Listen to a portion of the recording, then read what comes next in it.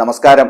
കേരളത്തിലെ കോൺഗ്രസ് പാർട്ടി നേതൃത്വവുമായുള്ള വിള്ളൽ സംബന്ധിച്ച് മാധ്യമപ്രവർത്തകരുടെ ചോദ്യങ്ങൾക്ക് മറുപടി നൽകാതെ ശശി തരൂർ MP ഒഴിഞ്ഞുമാറിയത് ശ്രദ്ധേയമായി.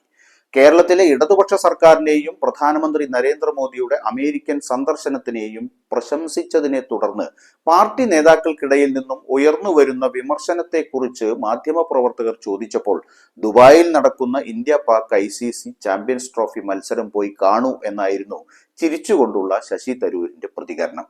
നിങ്ങൾക്കും പാർട്ടിക്കും ഇടയിൽ യാതൊരുവിധ പ്രശ്നങ്ങളും ഇല്ലേ എന്ന് മാധ്യമപ്രവർത്തകർ വീണ്ടും ചോദിച്ചപ്പോൾ ഒന്നും പറയാനില്ല എന്നായിരുന്നു നേതാവിന്റെ മറുപടി.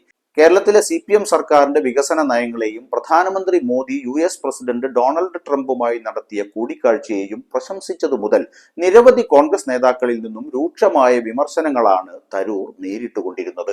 ഫെബ്രുവരി 14 ഒരു ഇംഗ്ലീഷ് ദിനപത്രത്തിൽ നൽകിയ ലേഖനത്തിൽ പിണറായി വിജയന്റെ നേതൃത്വത്തിലുള്ള LDF സർക്കാർ കേരള സമ്പദ് വ്യവസ്ഥ കൈകാര്യം ചെയ്തതിനെ ശശി തരൂർ വലിയ രീതിയിൽ പ്രശംസിച്ചിരുന്നു.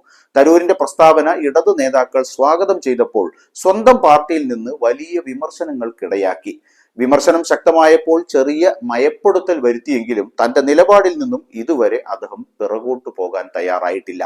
കേരളത്തിൽ നിന്നുള്ള ഒരു പാർലമെന്റ് അംഗം എന്ന നിലയിൽ സ്റ്റാർട്ടപ്പ് മേഖലയുടെ വളർച്ചയിലൂടെ വ്യാവസായിക ഭൂപ്രകൃതിയുടെ പരിവർത്തനം എന്ന പ്രത്യേക വിഷയത്തിൽ ശ്രദ്ധ കേന്ദ്രീകരിച്ചാണ് ഞാൻ ഈ ലേഖനം എഴുതിയത്. ഒരു കോൺഗ്രസ് പ്രവർത്തകൻ എന്ന നിലയിൽ ഈ മാറ്റത്തിന് തുടക്കമിട്ടത് മുൻ മുഖ്യമന്ത്രി ഉമ്മൻചാണ്ടിയാണെന്ന് അംഗീകരിക്കുന്നതിൽ ഞാൻ അഭിമാനിക്കുന്നു എന്ന് മാത്രമായിരുന്നു തരൂരിന്റെ തിരുത്ത്. അതേസമയം ഏറ്റവും അവസാനമായി ദി ഇന്ത്യൻ എക്സ്പ്രസിന്റെ പോഡ്കാസ്റ്റിന് നൽകിയ തരൂരിന്റെ അഭിമുഖവും വലിയ രീതിയിൽ വിവാദമായിട്ടുണ്ട്. വികസന വിഷയത്തിലെ വിവാദം കത്തി നിൽക്കെയാണ് പാർട്ടി നേതൃത്വത്തെ രൂക്ഷമായ രീതിയിൽ വിമർശിച്ചുകൊണ്ടുള്ള അഭിമുഖവും വരുന്നത്. കോൺഗ്രസിന് തന്റെ സേവനം ആവശ്യമില്ലെങ്കിൽ മറ്റു മാർഗങ്ങൾ മുന്നിലുണ്ടെന്ന് അദ്ദേഹം തുറന്നു പറയുന്നു. കേരളത്തിലെ കോൺഗ്രസിൽ ഒരു നേതാവിന്റെ അഭാവമുണ്ട്. പാർട്ടി അത് ഉപയോഗിക്കാൻ ആഗ്രഹിക്കുന്നുവെങ്കിൽ താൻ പാർട്ടിക്കൊപ്പം ഉണ്ടാകും. ഇല്ലെങ്കിൽ എനിക്ക് എന്റേതായ കാര്യങ്ങൾ ചെയ്യാനുണ്ട്.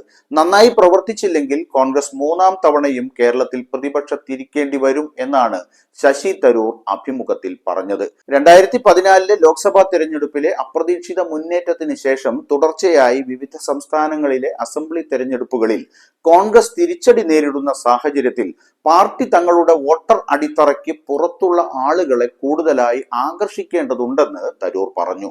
തനിക്ക് വ്യക്തിപരമായി ലഭിച്ച പിന്തുണ ഇതിന് ഒരു ഉദാഹരണമാണെന്നും അദ്ദേഹം ചൂണ്ടിക്കാട്ടി. നമ്മുടെ സ്വന്തം വോട്ട് ബേസ് കൊണ്ട് നമുക്ക് എല്ലാം സുഖകരമാവുമോ? 26-27% അധികമായി കിട്ടിയാലേ അധികാരത്തിലെത്താൻ കഴിയൂ. അതിനാൽ കഴിഞ്ഞ 2 തെരഞ്ഞെടുപ്പുകളിലും തങ്ങളെ പിന്തുണയ്ക്കാത്തവരെ തങ്ങൾക്ക് ആവശ്യമുണ്ട് എന്ന സമീപനം കോൺഗ്രസ് സ്വീകരിക്കണം. തിരുവനന്തപുരത്തെ തന്റെ തെരഞ്ഞെടുപ്പ് വിജയവും തരൂർ എടുത്തുകാട്ടി.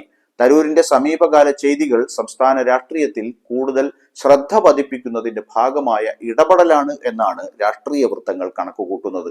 UDF മുന്നോട്ട് വെക്കുന്ന മുഖ്യമന്ത്രി മുഖമായി തന്നെയും പരിഗണിക്കണമെന്നാണ് തരൂരിന്റെ ആവശ്യം.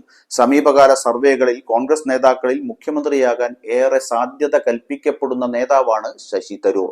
തുടർച്ചയായി 4 വട്ടം തിരുവനന്തപുരം പോലൊരു മണ്ഡലത്തിൽ ശക്തമായ ത്രികോണ മത്സരത്തെ അതിജീവിച്ചു വന്ന ആത്മവിശ്വാസവും തരൂരിനുണ്ട്.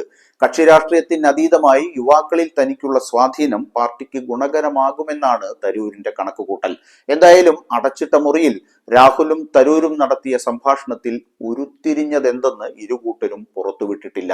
അതുകൊണ്ട് എന്താവാം പരിസമാപ്തി എന്ന് കാത്തിരുന്ന് കാണാം.